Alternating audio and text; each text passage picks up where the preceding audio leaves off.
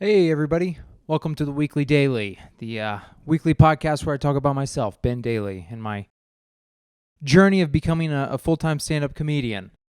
This episode, I think I'm going to talk about my first time doing stand-up comedy, a little bit about leading up to my first time, what I was thinking leading up to my first time, kind of my first month, my first show, a little bit of an inside scoop of that, but excuse me. First off, I'm going to start off talking about some shows I've been doing. So this last week, it's I think February 17th today. This last week, only did one show. Hasn't been the busiest week, but did a show on Valentine's Day at Forest Room 5 in downtown Denver, which was it was on Valentine's Day. It was a little light crowd, which is to be expected, I imagine, on Valentine's Day. People got dinners and stuff going on, but it was a fun show. It was a very cool room. It's kind of like it's not a basement, but kind of a basement type vibe of a room. Real woody, a lot of wood in the room. There's a fireplace. It's kind of a cozy room. It was cool. It was a good time. Did a 10-minute set there. Went to a couple open mics this week, trying to work through some new material. Don't have much that's worth anything, so keep on keeping on. Try to find something funny this upcoming week. This next week, what do I have going on? Oh, I also did yesterday. I did a show at in Longmont. It was it wasn't a show. It was a mic, but it was kind of like a booked mic, and it was at the. Well, I'm not even gonna say where it is because they live streamed it, and it was fun. I mean, it was fun. There was maybe 10 people there from the town who came in, and it's a place they have like a bunch of equipment and all the like top end gear as far as cameras and mics and everything. So that was cool. But they live streamed it and they didn't have anything mic'd in the crowd. So it's just kind of 10 minutes of kind of similar to if you just do your set into the mirror, which is always funny. Just all right, it's out there. That's good. But that was interesting. Today's Friday. I'm probably maybe I'll go to a mic today. No shows this weekend, so I'll probably go hang out at a show or I don't know, I might go to a mic. There's a Saturday mic now that I've heard is pretty good in Arvada, so might check that out. Haven't checked that out yet, but that's what I did this last week. Upcoming week, I've got a show in Greeley on Thursday at Stella's Pinball Arcade or something like that. I did it once before, maybe a couple months ago. It's a fun show. It's kind of like a it's a pinball spot and then bar and food. So it's kind of like an underground little thing underneath another theater that I've done a couple times. I'm blanking on the name, but it was pretty fun. So excited to do a set there. And then next Saturday, I think I'm in Byers, Colorado. I'm hosting a show. So looking forward to those. Going to keep working on working out some bits, try to get some new material to just build the set out a little bit more. I've been working on a bit about running, which, you know, it's okay. I don't know. It's tough to... Some of these subjects that I try to talk about are mundane a lot of times, and... or I don't know, just some stuff that I'm work on. You know, you start to realize you do it enough in front of people, and you go, "Hey, this is something," or you go, "Other people don't care about this." With the running, I don't think you have to run to get it, but I'm trying to get it tighter and build it out a little bit more to be more than just like a 1-minute joke. Try to get a couple things in there to make it worthwhile. So I've been working on that. Looking back, trying to go to some older stuff and kind of tighten some stuff and put some stuff together. So looking forward to the next couple of weeks to try to make that happen. In other news, recently got accepted into a comedy festival, which is exciting. a comedy festival. It's a first-year festival in Erie, Pennsylvania, the flagship comedy festival. So that should be a good time. That's the end of April. So I'm looking forward to doing that. It'll be, I guess I did a festival last year. It'll be my third festival ever. So yeah, those are always exciting to meet comics from different areas and yeah, kind of see how you compare to others, get to another part of the country, and see another scene. I've never been to Erie, Pennsylvania. I've been to a couple places in Pennsylvania, but never off Lake Erie. So that should be fun. Looking forward to that. So that's kind of what I've got going on. Got a handful of shows in March as well, but I'll talk about those as we get closer to that time frame. But yeah, like I said, in this episode, I want to talk a little bit about starting comedy and kind of first time doing comedy. You know, I've always wanted to do stand-up comedy. Well, not always, but since probably college, maybe a little before that, I remember wanting to try comedy, but I grew up in a small area in like the suburbs of Lynchburg, Virginia, and they're just, I don't know, I didn't know how to do it. I don't think there were probably any things in Lynchburg back in like 2006, 8, 10. But I remember always wanting to. I remember watching like Dimitri Martin's first hour that came out on Comedy Central. That was something I vividly remember. I remember the Blue Collar Comedy Tour. That's probably my only comedy, like stand-up comedy memory when I was in high school. And then, yeah, other specials that kind of came through. I remember there was this show on like Axis TV maybe. I think it was called Gotham Live, and it was showcases of like 10, 15-minute sets of comedians at Gotham in New York. And there were I feel like there were a lot of seasons of that. And that was very interesting. I think I was in college when I saw that. And just people doing like a hot 10-minute set. And that was another kind of introduction to comedy. And the first time the first time I did an open mic was December 26, 2018. So a little over 4 years ago. But before I start talking about that, I actually tried to do an open mic like 8 years before that. I think in 2010. Or no, maybe it was 2011. So like 7 years before that, I tried to do an open mic at a Funny Bone in Richmond, Virginia. So where I lived and where I grew up, it's about 2.5 hours from Richmond. And that was like the closest club, I think, to where I lived. And I had no idea how any of this worked. I didn't know it's like you should probably, do just open mics at a bar or just some small place and work on that before you go to like a club.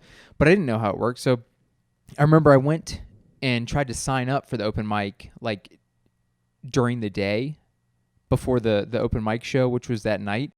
And I went there and they handed me like 25 tickets. And they said the 10 people who bring the most friends or like who bring the crowd, you basically have those tickets and then you ask the people that you give it to put your name on the back. And the 10 people who bring the most people to the show get time on the show. And I was like, well, I guess I'm not doing the show because I live 2.5 hours away. I don't know anybody here. I'm not going to be able to bring anybody. So I tried. I tried and failed pretty much immediately to do an open mic there. So that was like 2011. And then for a couple more years, I lived in kind of my small hometown, which really didn't have anything going on.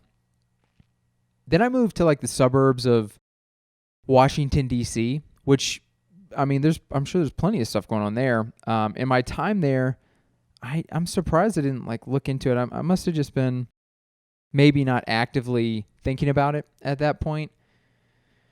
And I lived there until I was there from like 2015 to 2017. And then in 2017, I moved abroad to Central America.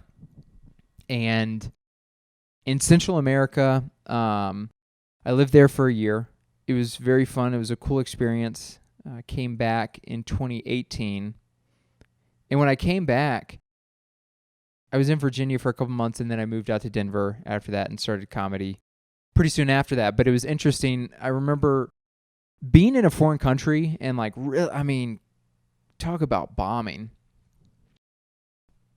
I still think about that when I think about like starting comedy and being like, oh, it's scary. You know what's scary, man? Living in a different country in a different language and just like bombing every conversation. I mean, just being in line to buy a bus ticket and the person behind the counter and everybody behind you is just yelling at you and they're angry and you're like, I have no idea what's happening.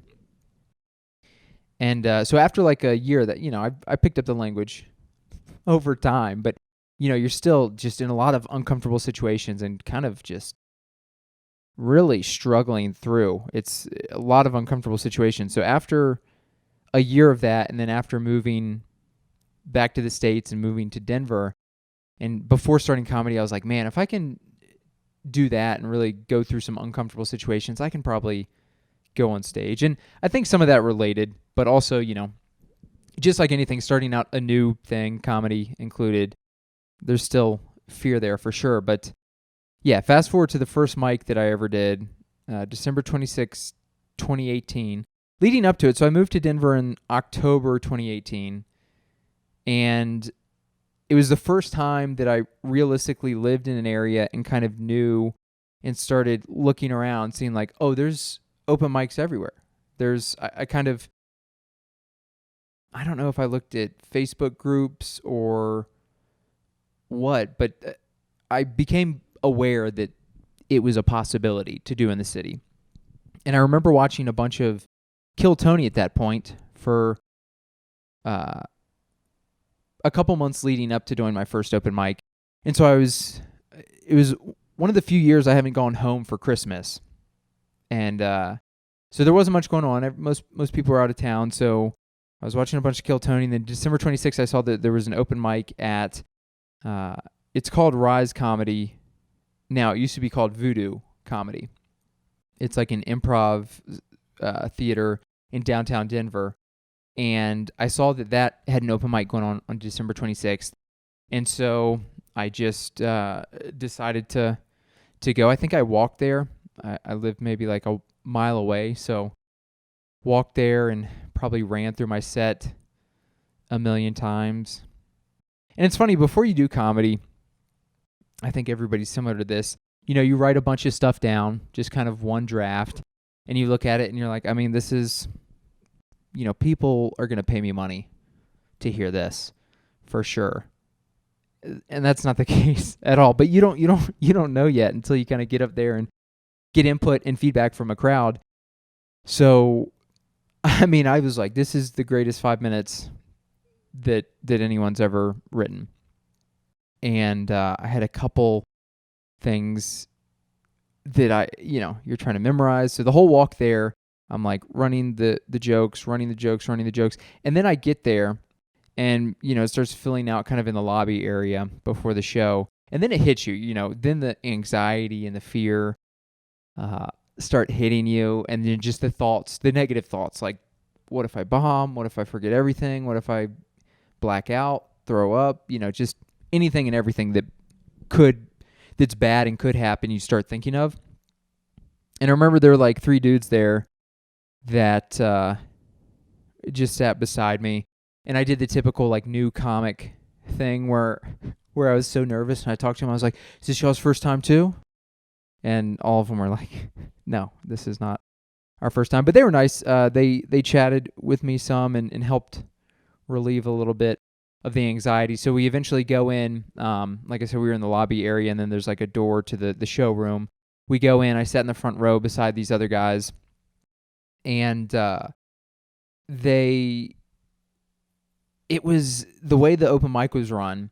A lot of places they'll do like list order, so they just go in the order of how people sign up. Some people go random order, but they'll like give you a heads up. They'll be like, "Hey, you're next," or "You're in 2," or whatever the case is. But this mic was just a random. Like the host would just look at the list on stage and he'd go, "All right, next up," and he'd just pick a random person. So you never knew when you were going to go up. And I remember before I went up, just trying to think of the jokes and bits in my head, and literally just nothing just absolutely nothing, absolutely blank brain, and just being like, I'm going to totally, but this is going to be terrible. It was not a good feeling.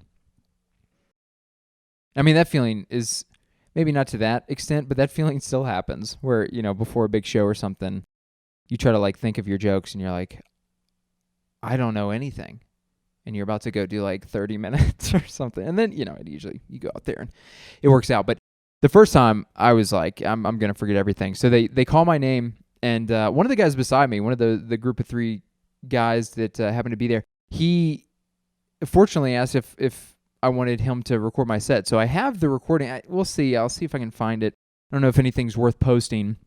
If it is, maybe I'll put a clip in right now, or maybe not.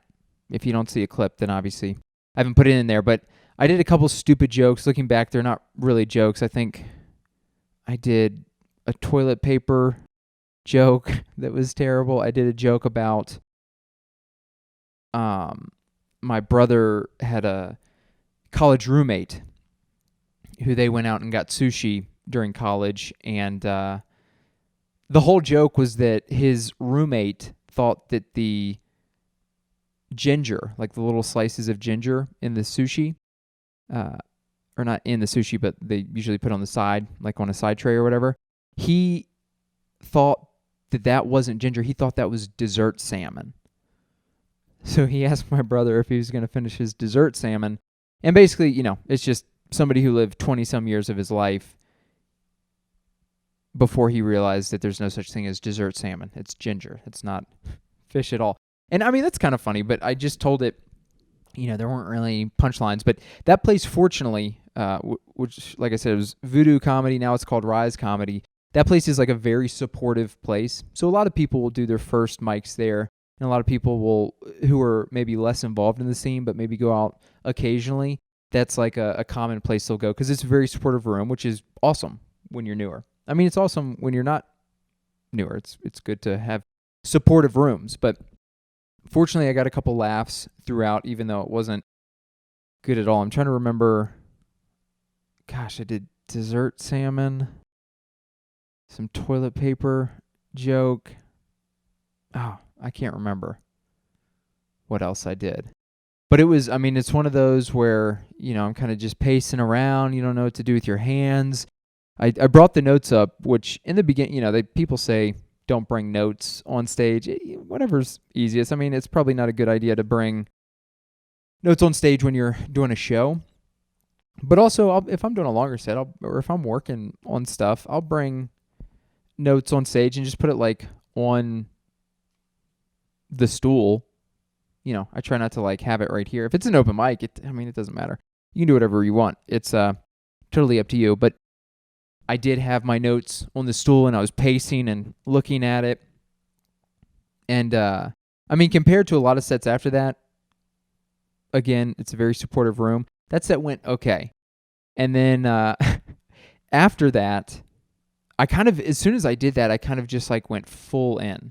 I didn't really have expectations of like, I'm going to go for it. I just had kind of that initial, before doing my first one, it's like, just do a open mic. And so I do the open mic, and then after that, I was kind of just hooked. And I was like, it hurts. It's, a lot of it hurts and didn't feel good, but for some reason, I was very drawn to it and enjoyed it, the creative side of it, and figuring things out and trying to work through jokes. But yeah, for like the next 2 months, oh my gosh, I did like more typical open mics, which are not very supportive. They're at bars or just places where people don't know comedy's happening. They don't want comedy to be happening. So that was, interesting to have the first one be like, oh, this was okay. And then just for 2 months be like, I don't even know what a laugh sounds like. Nobody has laughed at anything in 60 days. But it's good. I mean, I went to quite a few. I was going out probably just about every night for, kind of since that point, but for the first 2 months as well. And it's funny how when you first start out, you really, you got to kind of be delusional. You're like, oh, I'm great. You kind of hold on to like little nuggets of laughs that you remember from like a month ago. You're like, well, this joke has bombed the last 29 days, but 30 days ago it got 2 people laughed. And so, you kind of hold on to that. And honestly, in the beginning, that's kind of all you need. Like if you can have a decent set or get a couple laughs like once a month, which sounds crazy, but that's like enough to be like, I knew it. I knew all those other crowds, they didn't get it, but I knew it. This crowd got it, and I can bomb for another month, and it'll be fine. I don't even need laughs for another month. But I think the first like decent set, I remember I went down to, there's a club in Colorado Springs called Looney's Comedy Corner, and they have like a monthly open mic, which is very good. They get a good crowd. It's at a club, so it's like an official thing. The Rise Comedy Club, or Voodoo, like I mentioned, is an improv club, and it's kind of like a black box. It's a much smaller space.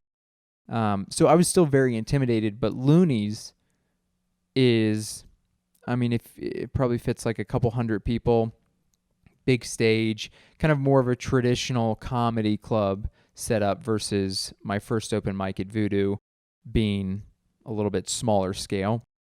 But I think the sets were like 3 minutes or something at Looney's, and I remember getting laughs off my terrible jokes, but getting laughs, and the whole like in the moment, especially in the beginning, it's tough to be in the moment. So you're kind of like out of body experience getting these laughs, and it's hard to enjoy it in the moment because you're just like on auto, but you're scared, you're nervous, you're on autopilot. And I remember not like feeling endorphins or the buzz until the drive home, which is so funny. You're like 30 minutes later, I'm driving home just like, oh, wow, people laughed. Yes, I knew it. So that was always fun for me. So I did, in the beginning, just doing a bunch of going up, and waiting 3-4 hours, going up in the last couple comics for a long time, which was probably for the best. You know what? Say the bad jokes to nobody, start figuring out how jokes work, and then you can start going a little bit earlier. But just months and months of really trying to put a set together. And I didn't do my first show. So first show I ever did, I think I was 7 months in. I think it was July 2019. I did a show, coincidentally, actually at Voodoo Comedy Club as well.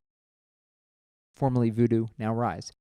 It was called Fresh and Clean, run by a buddy, Jake Hovis, and it was a clean show. So I did 5 minutes. It was a great crowd. It went very well. I was super excited, and that was my first show. I remember being very nervous for it, and had some work colleagues come out, which is probably, that's probably never a good idea, but especially in the beginning, because you're so excited, you want to share it. But, in the beginning, people just usually, you're figuring it out. You're not that funny.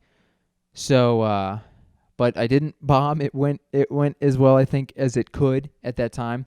So that was fun. And then over the next couple months, I probably did 3 or 4 shows total in my first 14 months before COVID happened and everything shut down. But that was kind of the beginning for me. A lot of waiting. I'll tell you this, in the beginning, I'm a little bit envious of the new class of comics that are a little bit newer, because the new class that came in, and it's not just the new class, but I've seen it for sure in the new class. It's kind of the first new class that I've been able to see as someone who's been, you can't see a new class until you're out of the new class.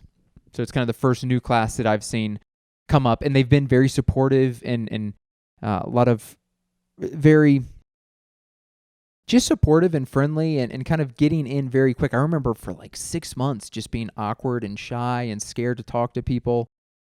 And so I did a lot of standing and sitting in corners, just running jokes in my head like a madman. So a little envious of the new class in a good way, just that they're very supportive, which is cool to see. But yeah, that's kind of my experience with the beginning of comedy. I guess I'll in that portion as far as my first mic, my first show, my kind of first yearish in comedy, and move on to kind of the next part of the podcast. Like I said, work in progress as far as what I'm going to do, but I think I'll generally with this podcast, at least for now, talk about shows that I've done, shows that I've got coming up, kind of like a story type thing, whether it's comedy, maybe it's comedy related, maybe it's not, maybe it's inside baseball with comedy, maybe it's just like a story that I think is interesting. That, like I said in the last episode, I've got a bunch of stories. Stories are very difficult to form in a stand-up comedy format. So maybe I'll just say some out loud, just in long form, where there's not pressure to make people laugh every 10 seconds. And then after that, I think I'll do maybe a little section of like just kind of what I'm thinking of currently when it comes to stand-up and kind of behind-the-scenes stuff that I'm working on. Last time I talked about working on stories and trying to figure those out. Another thing that I'm trying to work on is being more in the moment. So, I mean, that sounds obvious, but I keep having to remind myself to stay in the moment, because every show you do, I mean, every show is different. Every show, every mic, you're going to have a different crowd. It's going to be a different venue, different vibe. And you just got to go with the flow. There's been plenty of times where I've gotten in the mindset of not being in the moment and maybe just like, hey, here's a show. I have a 10-minute spot. Here's 10 minutes of jokes. Just do the jokes. And sometimes if the crowd's great and they're hot and they're ready to go and they want to hear jokes, that's the right way to approach it. But a lot of other times you're in situations where maybe the crowd isn't that into the show, or maybe it's a bar show and they didn't know comedy's happening. You kind of have to like work with some people watching, some people not wanting to watch. I mean, there's a million different situations that could be going on, and I've certainly in the past approached shows just like I said before, where it's like, here's a 10-minute spot. I'm just going to do 10 minutes of jokes. And I'll see the room and they're not really being receptive to jokes, but I'll just do the jokes and it won't go well because the crowd's not really connected. And so now being in the moment and kind of going with the flow is something I try to remind myself every time. Try to be a real person, and if that crowd isn't interested or isn't involved, maybe, be in the moment, maybe talk to them, be a real person, ask them some questions, and try to just show that, you're a real person and you're not just going up there like a robot doing your jokes when nobody seems to care about jokes. And you know what? Sometimes that doesn't work out well too. Sometimes you try to connect with the crowd, and some crowds don't want to be connected with. You ask, some questions, kind of some non-threatening questions, not like a question where you're trying to set somebody up to get roasted, but just genuine questions about, how they found out about the show, what they do for work. You can ask them a million different things. And sometimes you do that with a couple people and they're all like, do not make eye contact with me. I don't want to be involved in this. And, when that's the case, sometimes you got to go back to the jokes, and sometimes you just got to be like, this isn't going to go good. And that's okay. Not every show is going to go great or good. One thing I try to do in those situations is just try to be comfortable and confident and have fun yourself. So it's almost kind of like a trick you have to do. Like if some shows are just so chaotic, people are so uninterested that it's almost funny. You go, oh my gosh, I'm about to go up there and nobody cares. And if you go up with the mindset of like, this is going to be hilarious, just go up there and like kind of be goofy and silly and be like, nobody cares, but that's okay. I'm going to do my thing. The worst feeling is when you go up with the mindset of like, this crowd is not into the comics that are currently on stage, but I'm going to get them. I'm going to go up there and they're going to understand. They're going to get it. They're going to be like, this guy is going to be famous. We want autographs. We're going to follow him on social media. We're going to tip him. And when you have that expectation of like, I'm going to get him, and you go up there and you don't, that's when like the real hard bombs happen, because you're like trying and just you start melting inside. So yeah, trying to be in the moment and just be better at understanding crowds is something I'm focused on, whether it's an open mic or a show. There's plenty of times where, you go perform. Maybe you're not in a good mood. Maybe you've waited around for a while, or maybe, just life happens and maybe you're not in a good mood. You didn't get a great sleep. You haven't been eating well. You are stressed from work. Whatever the case is, you can, just be in a bad mood. And so being conscious and aware of that and trying to go on stage and go, hey, I'm performing. I'm trying to make people laugh. Do your best to go up there and be in the moment and try to be happy, or at least appear to be happy. No one wants to see somebody go up and kind of bring their bad mood and just go after the crowd. That's almost never what people want to see. So that's something I'm working on, actively trying to, before going on stage, just think through that. And another thing with that is more so at open mics, being in the moment.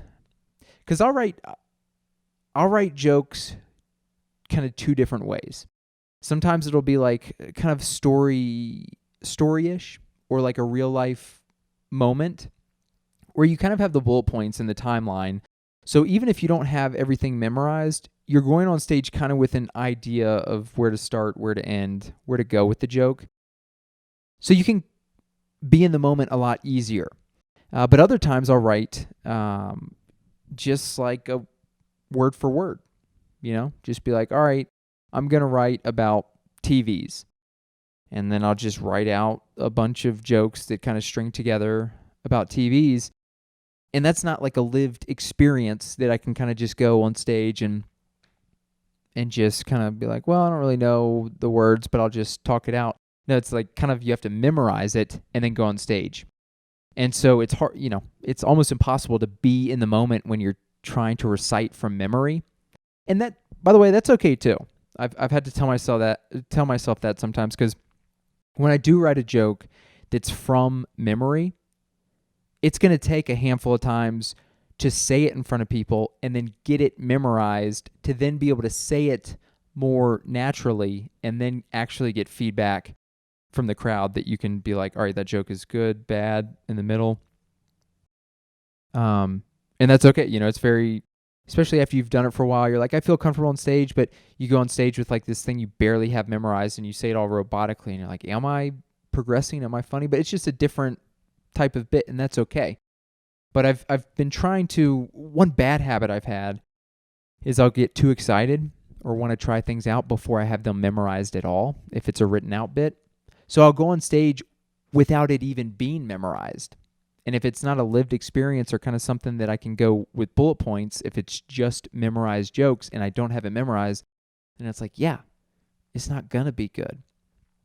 So I've been trying to think, like, if I don't have a bit memorized, maybe don't, or if I don't have it memorized somewhat, maybe don't go on stage with it yet. Maybe get it more memorized. Or if I do go on stage with it, maybe memorize like one thing, or just kind of be in the moment and ramble about the topic.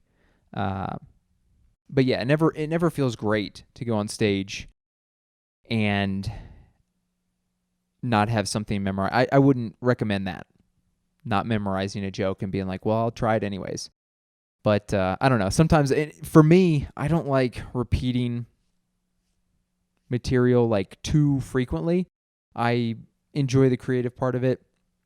And I think it's almost like a weird punishment that I do. Like if I haven't written stuff in a while, or if I just feel stagnant or whatever, it's like, well, go on stage and bomb, because that's what you need to do to get the juices flowing. So I don't know. That's what I'm doing. Like I said, I'm working currently on a running bit. I've been training for a half marathon, and I'm trying to do some jokes about running half marathons, just kind of everything there. And I got a couple things, but it's a little spread out and it's hit or miss. So obviously trying to figure out what works kind of consistently, what works, just keep writing, adding, subtracting, switching spots.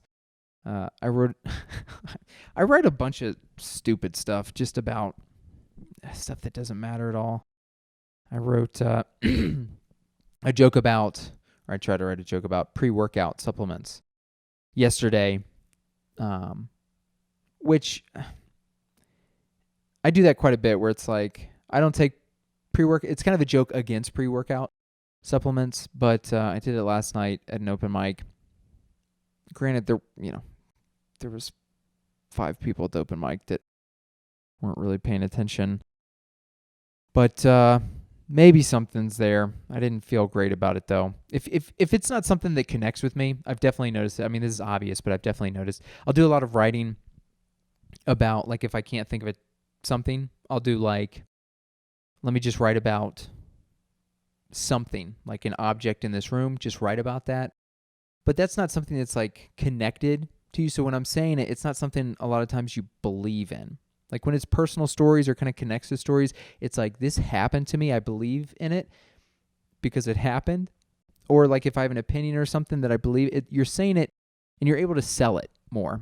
Whereas if you're like, chairs really make me angry, it's like, that's not true. But sometimes I think it is a good exercise to write about just random stuff, especially if you can't think of something. Just try to write about whatever. And as you write through, sometimes you'll just get like a little joke or something that is kind of funny that you can connect maybe with a lived experience or story or just something else. And then that joke connects to something that maybe you believe in more, and then you're able to sell it. I don't know. It's just at the end of the day, you just got to write all the time and then try to find those little pieces that work, which are few and far between, but that's part of it. That's part of the process. So there it is. That's what I'm working on currently. Staying in the moment, going with the flow, just trying to be a real person on stage.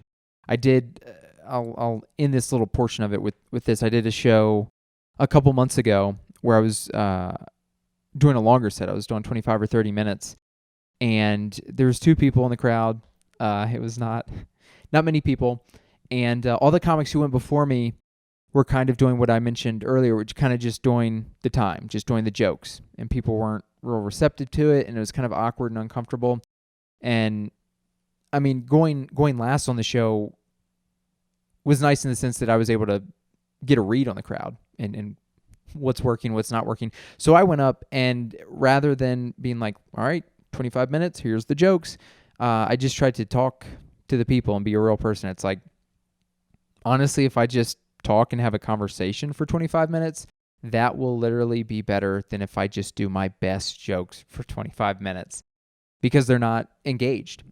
So if I can at least talk to them and maybe get a couple jokes in there, at least they're engaged. And they were. Fortunately, they were interested in talking back and forth and answering my questions. And then I was able to kind of get their attention, then weave some jokes in, and then go back to asking some questions and weave some jokes in. So it felt good in the sense of being in the moment and kind of figuring out, navigating that space where there weren't many people in the crowd, but still trying to figure out, like, how can I entertain this crowd? I've been booked to do this amount of time. I want to do my best to have people enjoy the show. And so that was cool to do, and something that, again, trying to replicate kind of that mantra of going with the flow, being in the moment.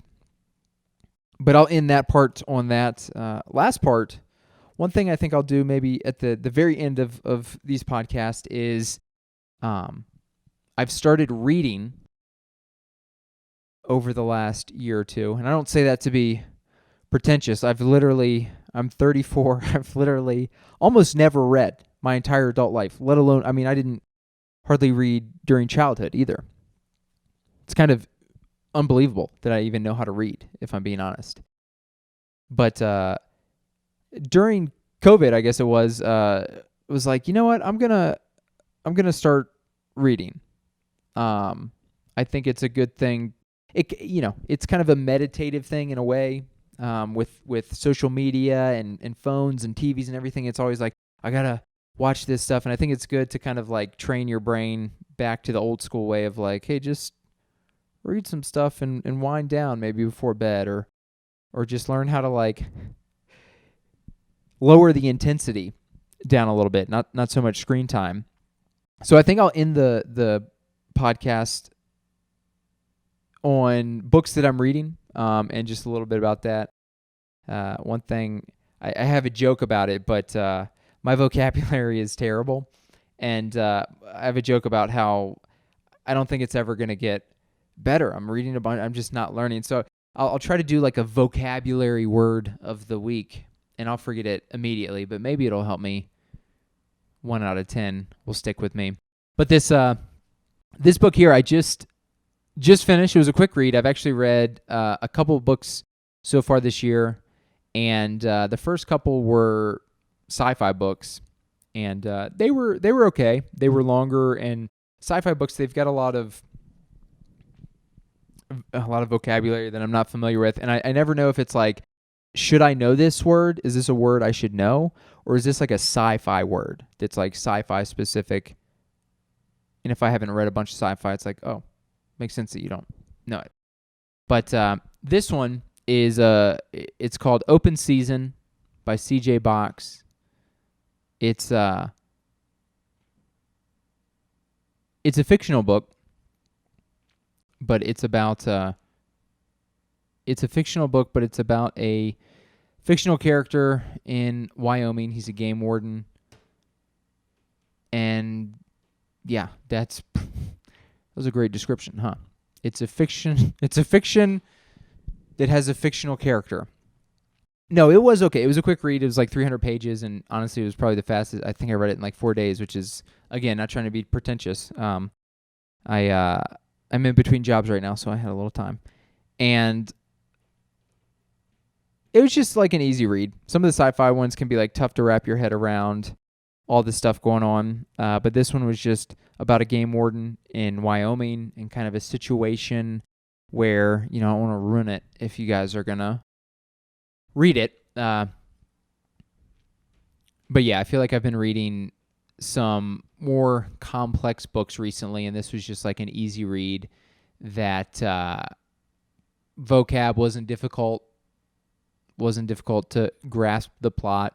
Just a game warden and his family and, serving justice to the community.